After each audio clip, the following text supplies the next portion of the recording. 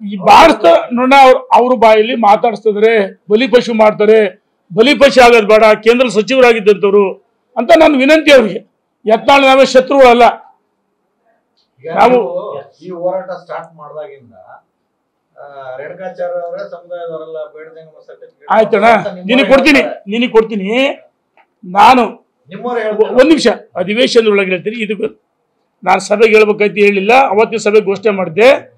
ನಾನು ಏನಾದರೂ ಬೇಡ ಜಂಗಮ ಸಮುದಾಯದ ಸರ್ಟಿಫಿಕೇಟ್ ತಗೊಂಡಿದ್ರೆ ನಾನು ಮಾಧ್ಯಮದ ಸ್ನೇಹಿತರಿಗೆ ಹೇಳ್ತೀನಿ, ಅಸೆಂಬ್ಲಿ ಒಳಗೆ ಹೇಳಿದ್ದೀನಿ.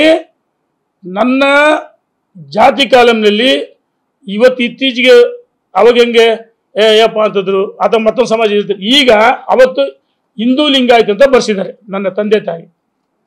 ಜೊತೆಗೆ ನನ್ನ ಚುನಾವಣಾ ಅಫಿಡವಿಟಿನಲ್ಲಿ ಅನುಸೂಚಿತ ಜಾತಿ ಪಂಗಡ ಅಂತ ಅದನ್ನು ಒಡೆದಾಕಿ ವೀರಶೈವ ಹಿಂದೂ ಲಿಂಗಾಯತ್ ಅಂತ ನಾವು ಬರ್ಸಿದ್ವಿ. ಅದನ್ನು ದಾಖಲೆನ ನಾಳೆ 16ನೇ ತಾರೀಕು ಬಿಡುಗಡೆ ಮಾಡ್ತೀನಿ. ನಾನು ಯಾವುದೇ ಕಾರಣಕ್ಕೂ ಜಾತಿ ಸರ್ಟಿಫಿಕೇಟ್ ತಗೊಂಡಿಲ್ಲ.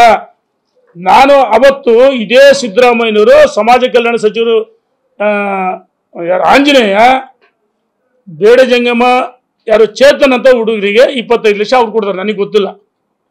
ಕಾಂಗ್ರೆಸ್ಸಿನ ಒಬ್ಬ ಮುಖಂಡ ಮೈಸೂರಲ್ಲಿ ಪತ್ರಿಕಾಗೋಷ್ಠಿ ಮಾಡಿ ರೇಣುಕಾಚಾರ್ಯ ಮಗಳಿಗೆ 25 ಲಕ್ಷ ಹಣ ತಗೊಂಡ್ರೆ ಸರ್ಟಿಫಿಕೇಟ್ ಅಂತೇಳಿ.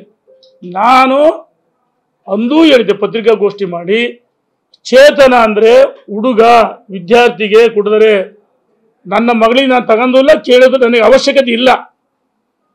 ಈಗ ಯಾರು ನಮ್ಮ ಸಮುದಾಯದಲ್ಲಿ ಬಡವರದಲ್ಲ, ಸಮುದಾಯ ಅಂದರೆ ಕೇವಲ ಸಮಾಜ ಜಂಗಮರಲ್ಲ, ಇಡೀ ವೀರಶೈವ ಲಿಂಗಾಯತ ಒಳಪಂಗಡಗಳು ಸಮುದಾಯದ ಬಡವರಿಗೆ ಮೀಸಲಾತಿ ಸಿಗಬೇಕು, ನನ್ನಂತರಿಗೆ ಅಥವಾ ಯಾರಿಗಲ್ಲ ಅಂತ ನಮ್ಮ ಉದ್ದೇಶ.